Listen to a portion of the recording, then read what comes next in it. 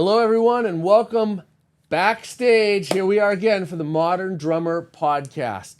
Our very special guest today, Jim Sonefeld. Jim, great to see you. Good afternoon. Glad to be here. Thank you. So I want to hear all about the ups and downs, the challenges that you have experienced and really successfully persevered through as a drummer in Hootie and the Blowfish, and the incredible success that you've had. But I want to start with, how did you become a drummer? How did you find the drums, or they found you? I was one of those kids that couldn't stop tapping, couldn't stop having this manifestation of the rhythm that was in my head that no one could hear or see. And I was, probably annoying a fair amount of teachers and parents and people around me because I just couldn't stop. And it was a thing I was hearing. And eventually, I think at age 13, my parents thought maybe drum lessons would be cheaper than therapy for this kid who couldn't stop tapping on things. And they were wise. Drum lessons helped organize that rhythm in my head, and it helped me get in a place where I could create some good noise. And you were playing on a pad at that time? I started on a book. I quickly moved to a pad with a little rubber top. And then for my birthday, I think my 14th birthday, I got a CB700 little three-piece drum set, and I was off to the races. But I really just drummed. I was a sports kid, so I didn't have an excess of time to be in garage bands, and ended up in the basement with my headphones on and my cassette player, listening and playing along with a lot of classic rock, and didn't join my first band until I was 21. And was that Hootie? No, that was a band. I took a gap year from college at the University of South Carolina from sports and books, and joined an alternative band called Bachelors of Art. We made a record, but didn't make it into the headlines, and I eventually went back and finished soccer and got a degree. And at the same time, finally, when I was graduating, I was finding these three other guys that called themselves Hootie and the Blowfish, who were missing a drummer, who was heading a different direction, and we all wanted to write original music. So that's what we began doing sort of in '89. And when you refer to sports, you've shared this with me as we get to know each other, you're very passionate about soccer. Yeah. That's your sport. That's what I did growing up, and I love a lot of sports, of course, but that's probably become my long-term obsession. Soccer and drums. Yeah. And so you are in Chicago, and you're taking lessons, playing to albums and music. Then you go to the University of South Carolina. Where do you? That's your next stop on the journey. Yeah. You join the band, and then how do you find the other three guys in Hootie? How do you end up auditioning or meeting them? Well, I played a couple bands, and I'm sort of honing my craft of drumming live with a couple bands, and learning to sing background vocals and even some lead. And I'm playing on the side piano and guitar because I'm interested in writing songs and formulating 3.5 minutes of melody and lyrics. And so I've been doing this, and as Hootie are at the same university, South Carolina, the drummer is going to exit because he doesn't want to continue trying to do this music thing, and it's fine. That was a good destiny for him, and it allowed me to enter. And we hit it off real quick at the beginning. We were playing a lot of covers, but I had brought in a couple of originals, one which would become our first single later when we got signed to a record label called Hold My Hand. And so we hit it off quickly, and we had just a big desire to rehearse and to get whatever gigs we could play. We'd play parties that maybe paid big money, $600 or $800, right. And that would fund some studio time, which was required at the time. You couldn't make music through a laptop. You needed to go into a big studio. So we would have those shows fund our original music lane, and eventually start playing more originals. And so you wrote Hold My Hand. Yeah. Huge single. And what was the background in your writing that? I hated seeing the world around me looking like it was crumbling from time to time. Friends that were struggling, the oppression, the injustice of it all, and I just had a hope that was, can't we all help each other and maybe it'll get better? It was a naive, youthful thought, but it made for a heck of a pop song. And you wrote it on acoustic guitar or piano? Yeah, I wrote it on acoustic guitar, and I didn't have much. None of us coming out of the university or in the university could barely afford rent. We had day jobs and whatever instruments we could afford, which weren't much at the time. And I had an acoustic my mom had bought me, and I was strumming away on that thing. And then you brought it to the band?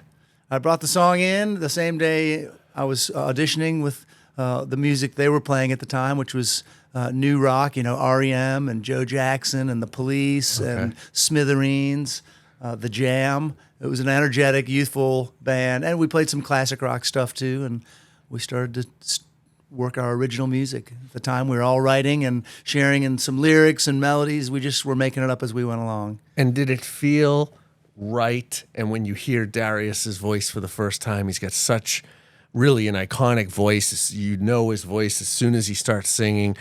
Did that hit you when you first met him and you first started playing with him? Well, he sure made it look easy.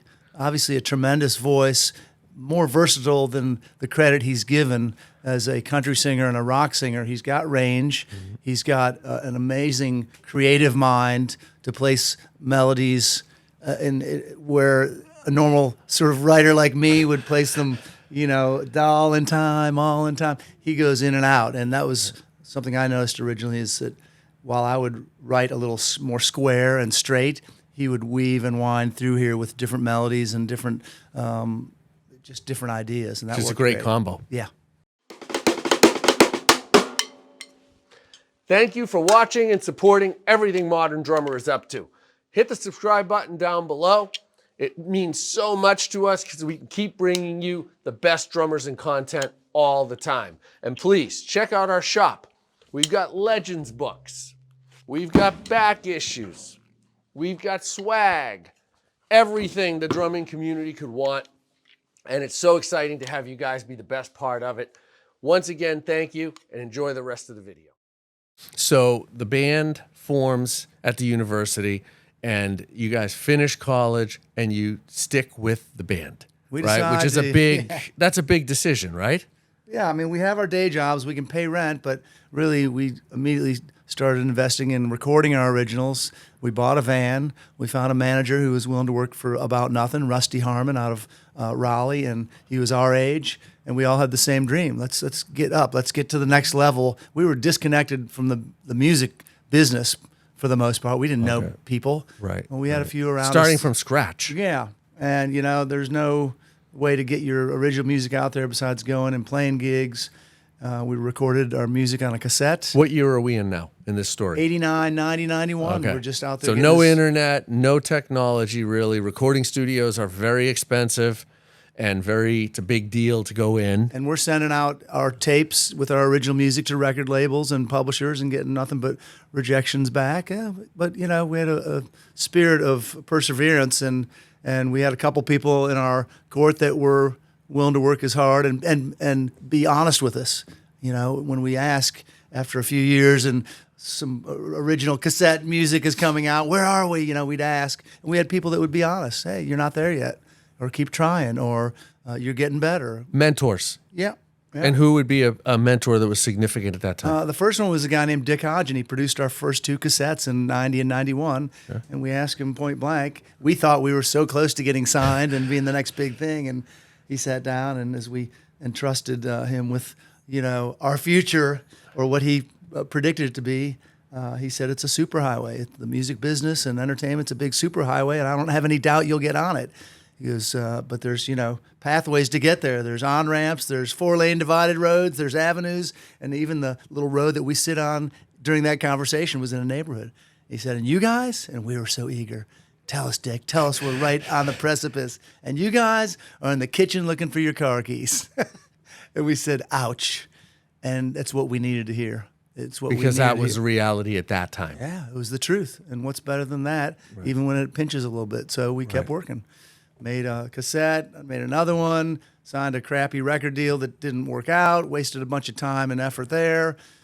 Finally, the compact disc format came around. In 93, we put out an EP with 5 of what we thought are our best songs, and Atlantic signed us, So that was an independent release. Yeah. And how did you get Atlantic's attention finally with the CD? We were selling in record stores. And Okay. Without anybody's when someone help. from New York calls, a few record stores in the South to say who's selling this week, REM, U2, and someone says, actually, this thing called Hootie and the Blowfish is moving a lot of numbers.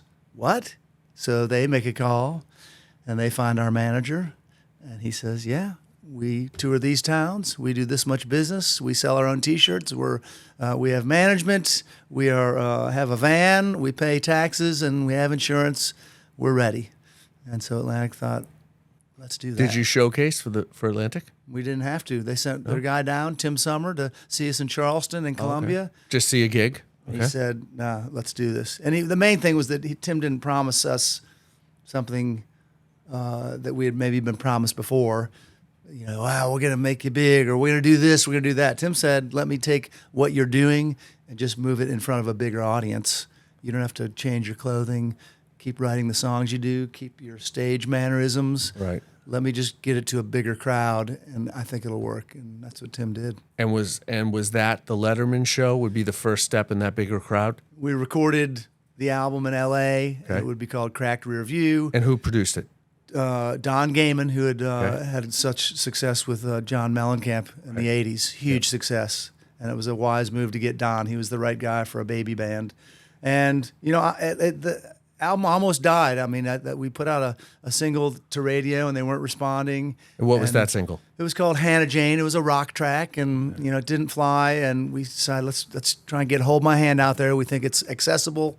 The crowds have told us that in as much in 5 years that we've been playing it to these bars. Was that on the 5-song CD? It was. Okay. It was on our cassette. It was re-recorded on our EP, and it was recorded for Cracked Rear View with Don Gaiman. So Okay. So that's the second single. Yeah, we Okay. decided to do it, and Letterman invites us on. He heard it on the radio on his way home from work, and that's a game changer. By then we were playing to 400 people a night, 500, 600 in bigger markets, and you move in front of 5 or 6 million people for 3.5 minutes on TV, and Right. they liked it. And he couldn't help but being slightly infatuated with us either. He was saying our names on nights that we weren't even on his show. Hey, is Hootie ready? Where are the Blowfish? He kept repeating it, and it was the best advertisement we could get on top of radio airplay. So that lights the fuse. Cracked Rearview Mirror goes on to sell over 20 million copies. Yep. And the band hits what we'll call the big time. That would be a very accurate, Yeah. right? I mean, that's sometimes that word's overused, but this is real. This is the big time. Yeah, I You guys are selling out huge places everywhere. And we can't believe it. We'd paid our dues, but we moved quickly from small places to amphitheaters. And that's a big change. We weren't even prepared for it, to be honest. Headlining. How do you work a crowd of 20,000 people? Right. And suddenly our little core unit of 4 musicians that used to play on a small riser, my bandmates were suddenly 50 feet away from me. Yeah. I missed. It was a separation that I didn't enjoy at first, though the wave of noise that 20,000 fans can make is incredible. makes up for it. And so that continues. The band is doing great. The follow-up albums are a really tough task. Yeah.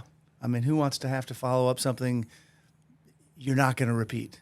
I mean, whatever lightning struck during Cracked Rear View, it was obvious that most rock bands don't get to follow that up. So our idea was, let's just get our sophomore effort out there. And in the course of the year, it still sold well. If you were any band that was your first album and you sold 2 or 3 million, we'd be pretty damn thrilled. Oh, yeah. We had 2 albums in the top 20 at the same time. And some may say in retrospect that was a dumb business decision. You should have waited a few years, but that was not our nature. We were a working band, Right. and though we argued about should we or shouldn't we put it out now, we did, and it was nice to get it out there and then get the abuse from the critics that, we had failed. You only sold 2 or 3 million. That was stupid, and we didn't care. We moved on and put out a 3rd album by 1998, and it, again, paled in sales comparison, but we were moving forward. We were still... You believed in it.